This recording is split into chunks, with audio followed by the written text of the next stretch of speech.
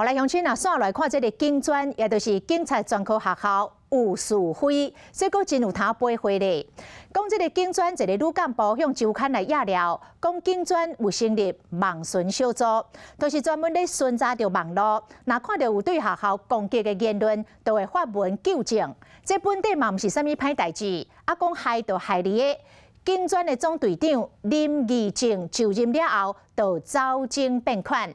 这个女干部讲，伊去互网巡小组3个成员甲抹黑霸凌，伊来提出着告诉，结果学校认定这3个是咧执行公务，佮开24万请律师帮因拍官司。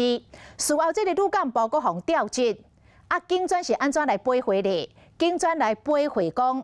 总队长用公家钱请律师，是因为有提出着相关的证据资料，符合着预算补助的办法。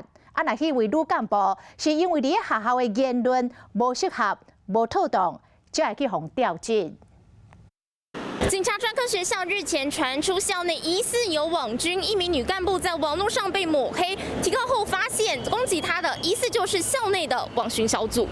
女干部的小姐甲周刊讲，网巡小组是学校2017年成立的，规定讲，若是有看到攻击学校的文章，也是无妥当的话，会使澄清纠正。不过总队长林义正就任了后，就已经变调。伊控诉2020年有一篇批评中队长的文章，3个网巡小组成员带风向，讲是伊写的。A 小姐提出告诉了后，林义正总队长回应3人是执行公务，佮开24万的公款替因请律师。那也经过检察官缜密的侦查。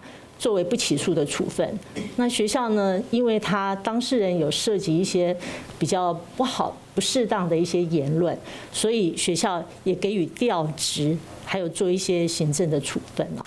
是讲这个案件嘛，引起人怀疑，警专内部纠纷是安怎需要开24万去找律师辩护，这拢是人民的纳税钱。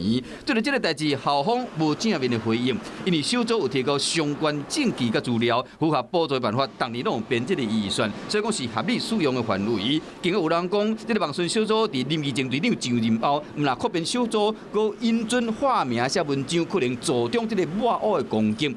警专强调讲，这个网巡小组有议题才会留话回应，发名写文章嘛爱有证据，双方是一人讲一款。